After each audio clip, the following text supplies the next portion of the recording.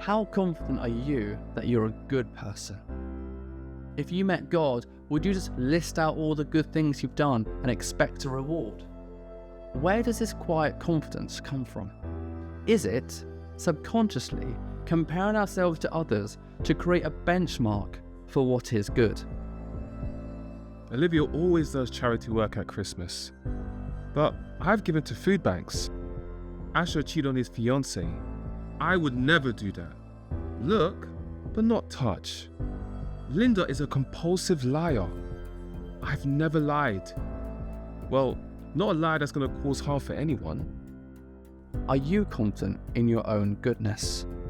Jesus was once talking to the Pharisees, who were the religious leaders of the day. They had a high opinion on their own goodness. They thought they were keeping God's commands perfectly, and that would make them accepted by God. But Jesus warns them they're going to get the opposite of what they think they deserve when they meet God. To some who were confident of their own righteousness and looked down on everyone else, Jesus told this parable. 2 men went up to the temple to pray, one a Pharisee and the other a tax collector. The Pharisee stood by himself and prayed, "God, I thank you that I am not like other people, robbers, evildoers, adulterers, or even this tax collector. I fast twice a week and give 1/10 of all I get." But the tax collector stood at a distance.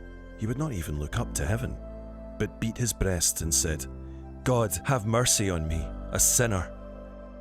I tell you that this man, rather than the other, went home justified before God. For all those who exalt themselves will be humbled, and those who humble themselves will be exalted. Jesus says you're really only one of two things. Either you think you're righteous, or you think you're a sinner. If you think you're righteous, you don't need mercy, or if you think you're a sinner, you do need mercy.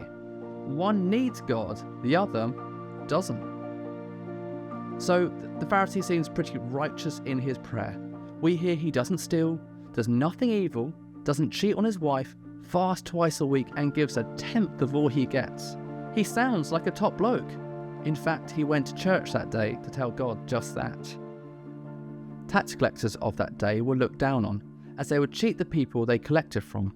But worst of all, there were Jews who were working for the Romans, who ruled over the Jews, so they were traitors who stole. His prayer, "God have mercy on me a sinner," was really short, but packed with meaning. First, he asked for mercy, which is asking for deliverance of judgment. Second, if he's asking for deliverance, he acknowledges that God is in a position to judge. And thirdly, he understood who he was in front of God, a sinner. So he understood who God is, who he is, and what he needs from God. So, what's God's verdict? I would tell you that this man, rather than the other, went home justified before God, meaning God would accept them. How do you become justified before God? It's admitting your sin and asking for forgiveness.